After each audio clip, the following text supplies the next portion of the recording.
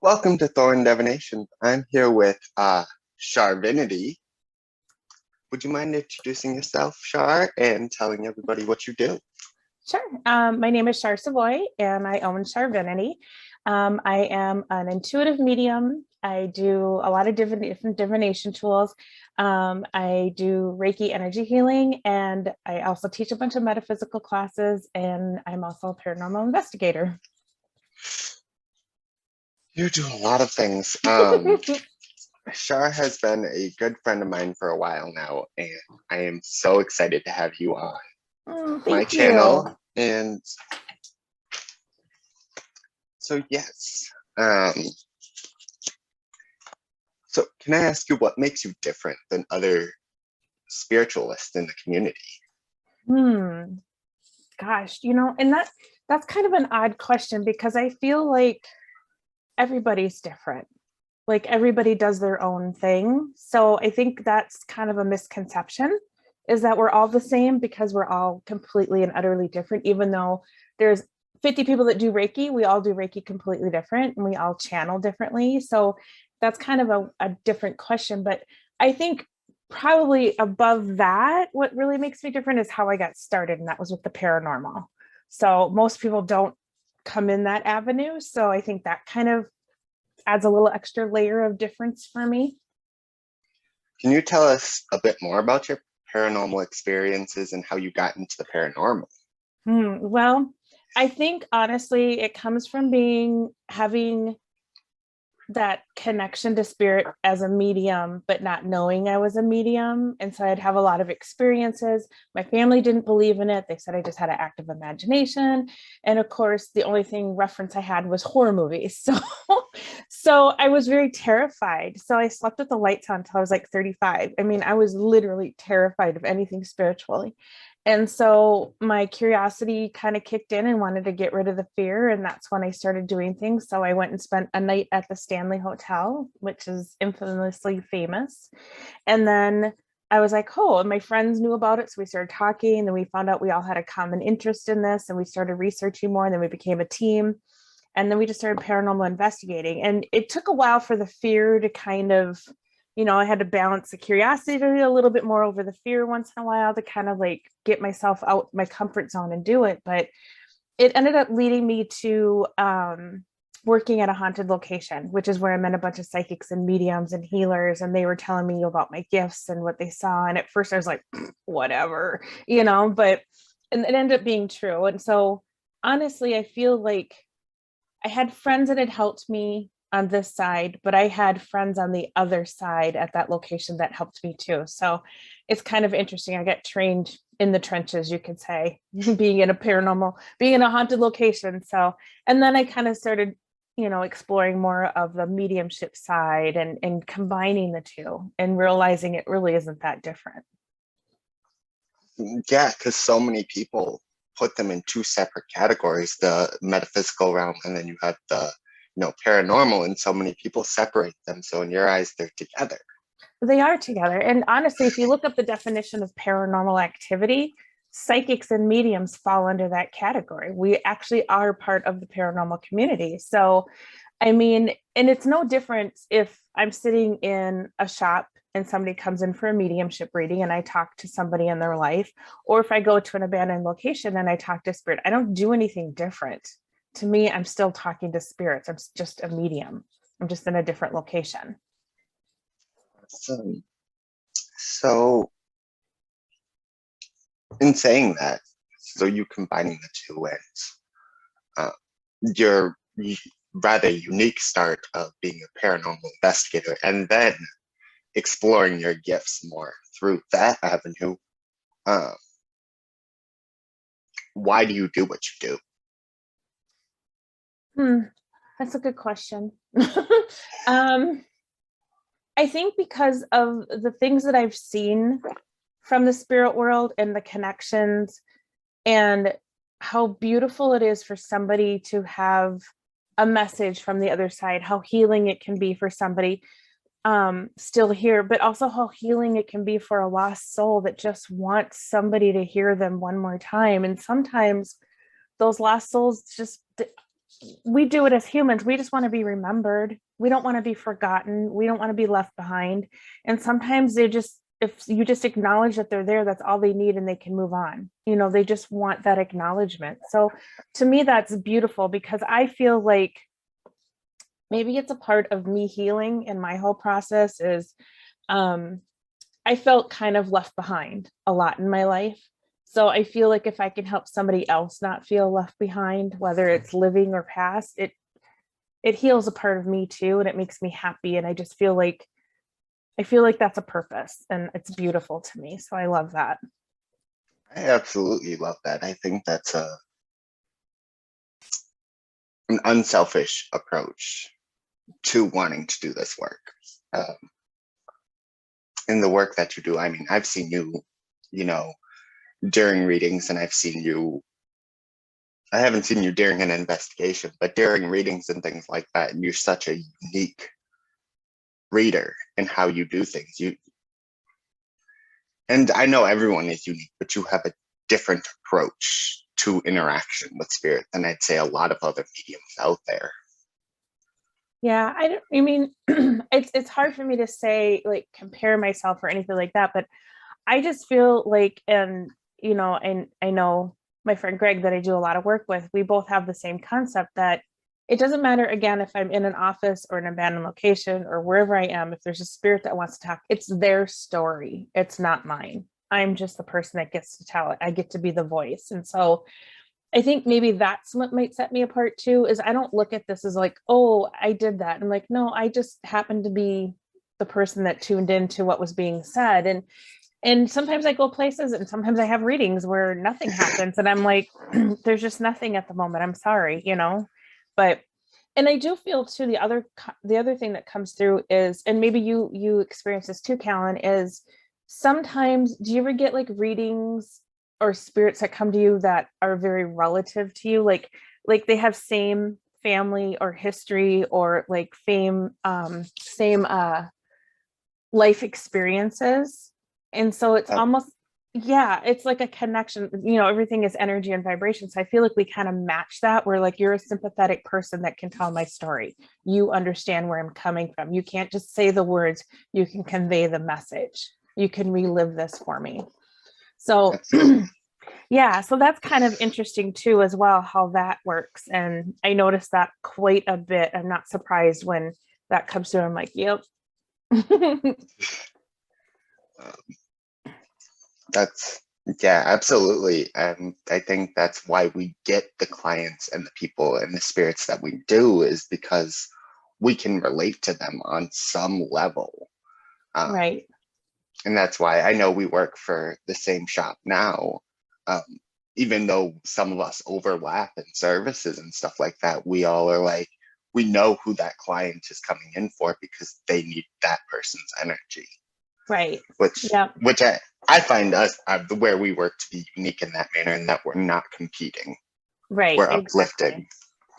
And I think the people on the other side that want to tell their stories will arrange it so that they come on a certain day at a certain time, or they pick a certain person. I think they get a little nudge from the other side about who to go to, because again, we're telling their story from the other side, so like, no, no, no, this one will know my story, please go over there. So I don't think it's by accident at all. Oh, yeah, no. So I got kind of a different question for you. What's Okay. your ideal client? Oh gosh. um I guess I never thought about that. That's interesting. Um, I don't know. I don't know that I have one. I mean, I'm open to anybody. And I feel like, I mean, obviously we all kind of get a little disappointed when we get the total skeptics that want to come in and just disprove everything you say and that kind of thing. And it's kind of like, oh, but at the same time, I don't know that I have an ideal client. I think I just am open to whoever wants to come for whatever they need. And I think I choose not to go down that road because I learn something new from everybody that comes through. So I like that there's different personalities, different varieties, people from different walks of life and all that other, because I learn something new every time. Um, but it is nice to have somebody that's really open-minded. Yes. Okay. So that's awesome.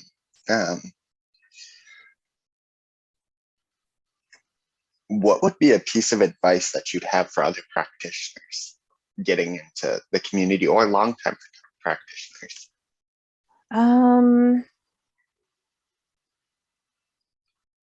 That's tough too. I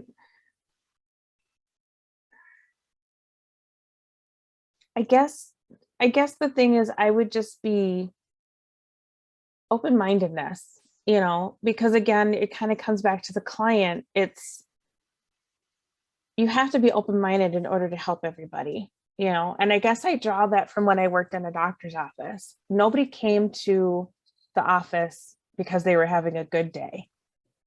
Everybody's sick, somebody has something wrong, there's nobody's there to be happy at a doctor's office. So I think I learned it from there, that just be open to everybody has their own pains, their own healing, their own things that they're going through. I'm just there to offer whatever I can within the time frame that they're there. So I think as a practitioner, you just have to be open and mindful that not everybody is going to be in an okay place, and not everybody is going to receive everything you say super happy and wonderful and everything like that. So just don't take anything personally, just do what you need to do, and allow that person to take what they can away from it, I guess. I think that's really good advice for people. People will often take things so personally if the reading doesn't go the way that they want it to, or they have this conception.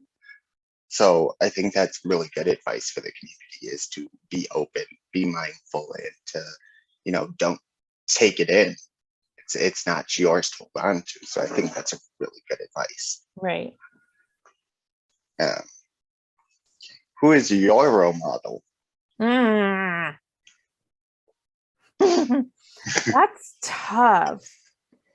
Or role models. I think I take a little bit from everybody, because I don't know that there's one person that I'm like, that's my go-to person. I have different people that I admire for different things, and that I aspire to learn what they know. I've learned really kind of the hard way to never want to be somebody else or to be like somebody else. But there are different things that people do that I admire. And probably the most significant ones are my kids. Like my oldest son, he just gets his head down, he does his work, he knows what he needs to do. I admire that about him. He's a hard worker. He really puts in the work. My older daughter, she's just outgoing. She's like, if she's going to do something, she's going to get it done. My younger daughter, she doesn't care what anybody thinks about her. And my youngest son, he is just the kindest, gentlest soul in the world. So I think I take a little bit from each of them, and I would hope to want to be more like them, because they've taught me a lot. And so I think that maybe if anybody, it would be them, because I learn every day from them just watching them. I love that. I really do. I love that. So what do you like to do just for fun outside of work? Your busy schedule. I know. Well, and it's weird because, like, if you would have asked me a few years ago, I would have had a whole list of things. But since COVID and, all the things I used to do kind of stopped. And so it's like, I'm kind of exploring new things. Like, what do I want to do now that I can do things? And some of the old things I was doing, I'm like, man, I did okay without it. I don't need to have that. I definitely, I make a lot of stuff, I craft stuff that takes up a lot of time. I do like learning. I like sign up for classes that I'll forever be a learning person. I have classes like crazy that I should be doing, but I don't know. I always want to learn more, always do more. I don't know. I guess I'm just figuring that out. Well, that's very fair. We just came from a time where we were all trapped in our houses, so right, we couldn't do anything. Yeah. So that's fair. That's very fair. What is your brand? Like, how would you describe your brand, your style for your professional life? Um, hmm. I don't know. It's just me. It's just me. It's just simple. It's not over the top elegant. It's not, well, it might be cheesy to some people, I don't know. But it's not over the top elegant. It's just me. It's just somebody doing something. And I don't try to hide behind it. It's like I'll like my pendulums, I'll bring them in and you guys will be like, oh, these are beautiful. I'm like, yeah, but that one there isn't quite right. And that bead is upside down. And like, so it's kind of, it's not perfect. It's imperfectly perfect. And it just is what it is. And so it's me basically. I don't know. So it's a little bit of everything. And it's a little bit of, I don't know. I think I'm kind of stuck at that point because my little Virgo brain wants to be in the perfection mode. So I'm trying to get out of that. So I don't know. It's all transitioning. It's all shifting around. You know what that means. Oh yes. Oh yes. I understand the Virgo brain very well. Yes. One of the many things we have in common. Mm-hmm. So you said you teach classes. Mm-hmm. Do you teach online classes as well? I do. So that was kind of one of those things that shifted with the COVID thing, that everything had to go online. So all of the classes that I was previously teaching, I shifted to make them online. So they can be either in person or online, which is kind of nice, except for a couple where you're making something. That's a little bit hard to do online. I suppose I could make it happen, but I just haven't gone that far yet. And they're all kind of like introductory classes just to kind of get, it's more or less me listening to people coming in to shops or messaging me. What about this? What about this? How do you get into this? How do you get into, so it's all this intro kind of stuff, the basics, just to get people started. And then I do have a couple classes that you could just sign up and take on your own time. They're pre-recorded, so you can just take them. So yeah, I'm kind of shifting some of those classes that I've been teaching for a few years into more of the just take them as you want kind of classes, and then developing new classes since I'm kind of progressing and learning more. I know one of the classes that you advertise frequently is you're an empath. Now what? Would you mind explaining that some more? Yes. So an empath is somebody that absorbs energies from people, places, and things. And so it's one of those things where if you go into a room and you're like, oh my God, I have a stomach ache, and you can't figure out why, and you find out in a few minutes somebody has a stomach ache or a digestional issue or whatever, or you get really sad and you understand that somebody's going through a rough time. So you kind of absorb these energies, you ebb and flow with people, places, and things. And it can be really overwhelming, especially if you don't know that that's what you're doing, because it kind of happens subconsciously, and the energy gets stored in you, which can be detrimental to your mental health and your physical health and everything. So I found out I was an empath, and that's how I could connect to spirits and things when I was in the paranormal. I'm like, oh, that's really cool. But then I'm like, okay, well, that spirit's really angry. Now I'm angry. I don't know what to do with this. Like, how do I control this? And nobody could really give me a good enough answer. So I started doing research, started looking into it, and I started finding all these things. And as I was doing this, I was learning my own boundaries, my own healing, my own processing, acknowledging the narcissistic, toxic relationships I had in my life. And so just like the whole thing kind of built itself through my own research and my own healing. So the series of 6 classes, and we talk about your own energy. So you learn about energy, chakras, and your auras, how to manage them, how to recognize them. We talk about other people, because empaths end up in a toxic relationship because we want to be empathetic. So even though somebody hurts us, we feel sorry for them, and somehow it's our fault. I made you mad, I'll do better. If I love you enough, you'll stop. We get in this cycle of doing that.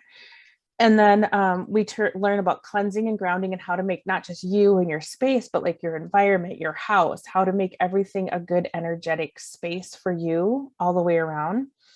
And then grounding techniques you can do anywhere. So you don't have to like sit like a monk on a rock. You can do this anywhere.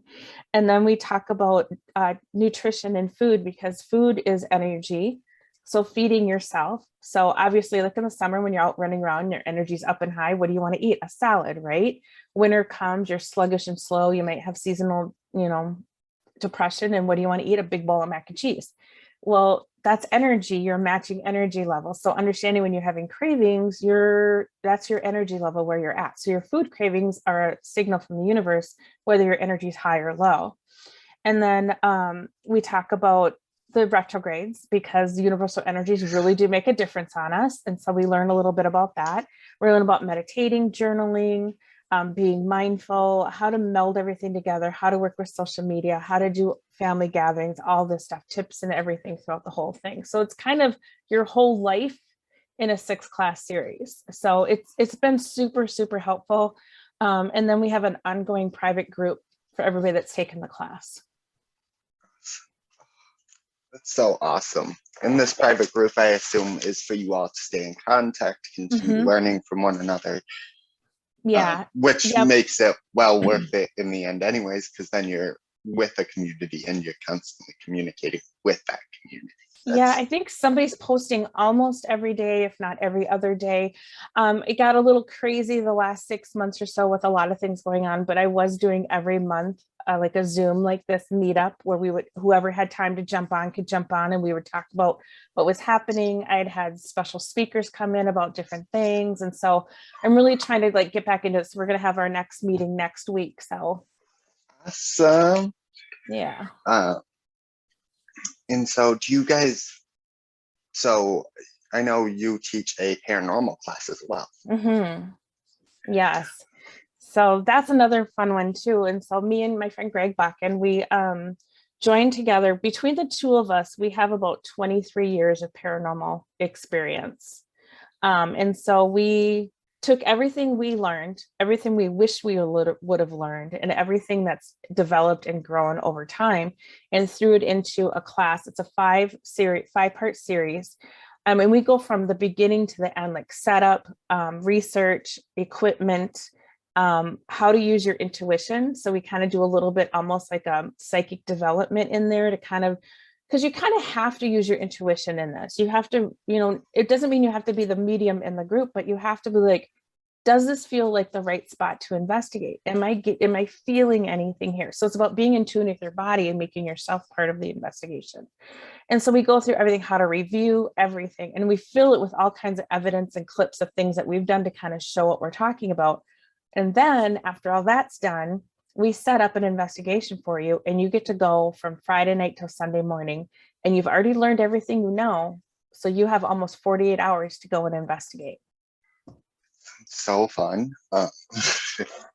It's super and then cool. You're given all those tools and to learn about it. And I've had the luxury of watching one of your lives when you took your students to one of those things, and it looks so much fun. And you're there to help them still, but you leave them to their own devices to learn, to utilize everything. Yeah, and that was kind of our concept. I mean, sometimes going to some of these events are great, and I will not dog them in any way, but it's kind of a really fast and furious. You have an hour in this spot, you have an hour in this spot, you have an hour in this spot, and you've just spent 6 hours sitting in chair listening about what you're going to do. And it kind of, we wanted to go more in depth and really get people to understand it and really kind of connect with it. And we also dive into a little bit of other stuff. I mean, it's paranormal dimensions and the supernatural. So we talk about the Bigfoot, the Loch Ness, we talk about aliens, we talk about the fairies, we talk about everything. I mean, we talk about every kind of supernatural entity that could be there, because it's not uncommon to go on a paranormal investigator and come in contact with the fae, so you have to understand that that's there. Sometimes it's not ghosts, it's something completely else. And we have guest speakers that have pre-recorded interviews for us that we play in there. We have a demonologist that comes in, talks about when to know it's time to stop and get help. What's the difference? So, we really wanted to make sure people understood that, because in the paranormal field, there's no hero award. There isn't. When it's time to stop, it's time to stop. When time for help, it's time for help. And the ego, just like being a medium or a psychic, the ego's got to step aside. You've got to let go of the ego. Yeah, I couldn't agree more with that. Do you have any advice for potential clients? Potential clients of mine? Yep. Oh, I usually tell people when they come in, I'm like, I just want you to take a couple deep breaths, just relax, just kind of let things go and just kind of be okay with whatever happens, I guess. I think that's the hardest part because people come in, their nerves are a little tense, their anxiety, excitement, whatever, and you just need to relax and let go, you know? So, Yeah. well, all right. Yeah, I mean, I've noticed that with clients, people come in, first timers especially, don't know what to expect, don't know what to experience. So it's really good advice, I think. And what would you do if a client had like a bad experience with you? I guess I don't know if they're bad, but I think sometimes what happens is it triggers something. It brings up a memory or a feeling or something like that. And that can be a little overwhelming, definitely. I mean, and I think in that moment, I just really try to step back and let them have that emotion or that feeling because that's theirs. I don't know what's happening. I'm not a therapist. I'm not a doctor. I can't talk you out of this, and nor should I, because obviously this is part of the healing process. Whether it was a reading or Reiki, obviously something had to be brought to the service for you to feel it, to kind of work through it. The best I can do is offer for you to talk about it, just let it out and let it be, and just kind of, tell them if it feels like it's something that's way beyond just an emotion coming up, well, do you have somebody you can go talk to? Is this something you can seek help with? Or, things like that. Because by no means can I go beyond listening. Absolutely. I mean, yeah, because we aren't. We may joke about that. We're like, the spiritual therapists of the community, of the world, but we're not. We're not therapists. We're not doctors. We're not legal aid. You know, we just want to help people on the spiritual level, Right. which in turn can help the physical level and stuff like that. But I think so few people understand that. Yeah, which is one of the things too, is if people get kind of perplexed with me when I say I'm not going to give you a medical diagnosis, like, well, do you see if my health is going to improve, or or do you think this legal battle will come out my way or whatever? And I'm like, that's where I kind of get nervous, because I'm like, okay, that's beyond what I can do. And what I usually tell people, I'm like, what, I'm not a doctor, I'm not a lawyer, I'm not any of these things, but here's the deal. I can tell you what I feel right now. When you walk out that front door, you can either go right or you can go left. And depending on which way you go is going to change everything. All I can tell you is what I feel in this moment. And you have every right and every power to change everything I say. So it doesn't matter what I say to you about that, because you get to decide which way it's going to go. That's one of the best answers I've ever heard to that question, actually, is because, or to that statement, is because yes, we all tell they have control over their own destiny, but I think very few people realize how much control they have. Right. And I get worried when people hang their whole life on what a psychic says. Well, the psychic said that this is going to be true. And it's like, but no, because there's so many variables. We all have free will. And I don't know what if the person around you is going to do either. That could totally shift, so it's like, I like to make sure people understand that I can tell you what I feel in this moment right now, but you can change everything. I think, thank you. Yeah, that's a really good advice for clients and stuff like that. How would people go about reaching out to you, booking a session with you? Where can they do all of these things? Okay, well, you can go to, if you're on Facebook, you can find me at Charvinity. on the Facebook page.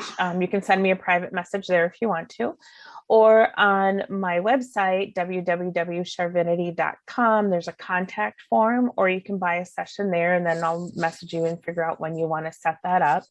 I'm also at Enchanted Boutique on Thursdays and Fridays. You can go to their website, www.enchantedboutiquemn.com, and you can sign up for a session there with me. All of my classes will be on Facebook and on my website. And even if they're at Enchanted Boutique, there'll be a link to sign up at Enchanted Boutique under that class. Well, thank you so much for joining me on Thorn Divinations. It has been a pleasure. I always love communicating with you. You're a very good friend. We started school together, and it's always a pleasure to be able to communicate with you and just talk to you. So yes, please sign up in her links below. I will have everything in the comment section below the video for people to reach out to you. And yeah, thank you so much for joining us here, and we shall see y'all next time. Thank you, Callen, so much. I appreciate it. Thank you.